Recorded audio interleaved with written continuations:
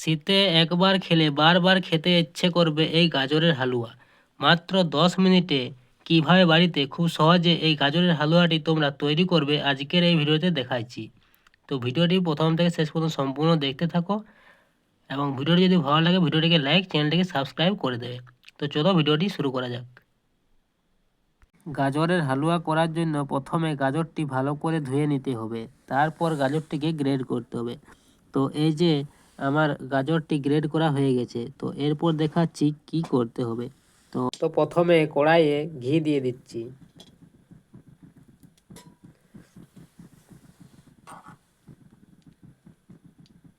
তো এই ঘিতে কাজু বাদামটি ভেজে নেব।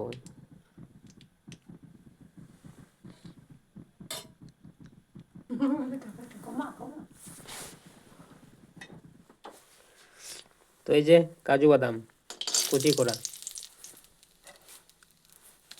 এটা প্রথমে হালকা করে ভেজে নেব ঘিয়ের মধ্যে।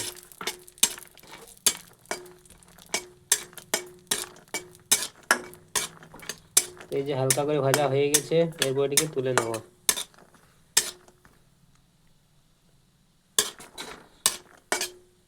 কাজু বাদাম ভাজা হয়ে গেছে, এরপর বাদামটি তুলে রেখে দিচ্ছি।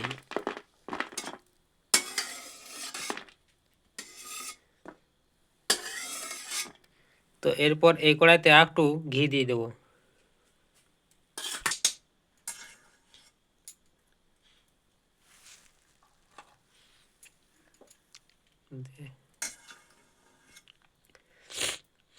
তো এই যে আরও ঘি দিয়ে দিলাম, এরপর গাজরটিকে ভাজবো।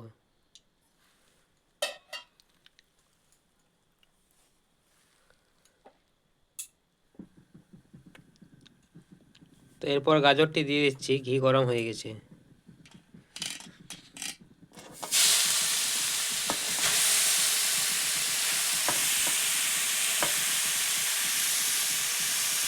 গাজরটিকে দিয়ে কিছুক্ষণ ভেজে নেব।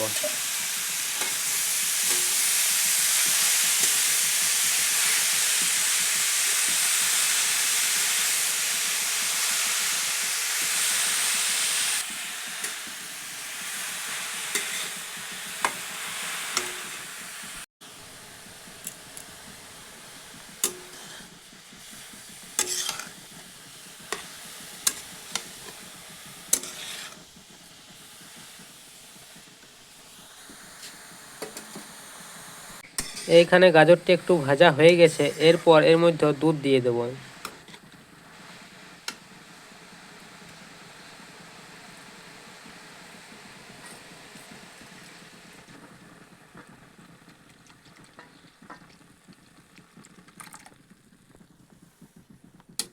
এরপর এটিকে দুধের মধ্যে সিদ্ধ করব।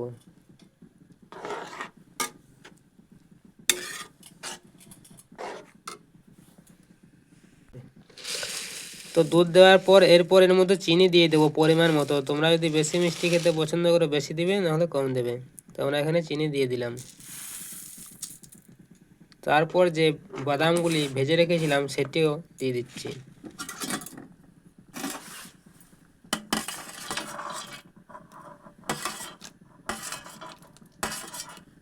ভেজে রাখা বাদাম আর এই এলাচ দিয়ে এটিকে আরেকবার কি করব,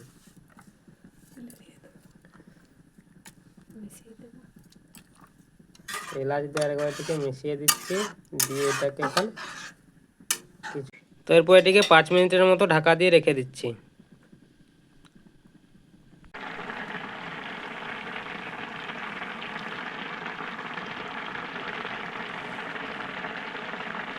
তো বন্ধুরা, আমাদের গাজরের হালুয়া রেডি হয়ে এসেছে। তো আর কিছুক্ষণের পর এটিকে নামিয়ে নেব।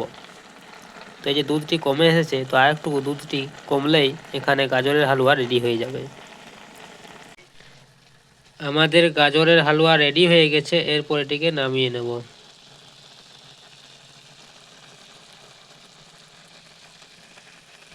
শীতে একবার খেলে বারবার বানাতে ইচ্ছে করবে এই গাজরের হালুয়া।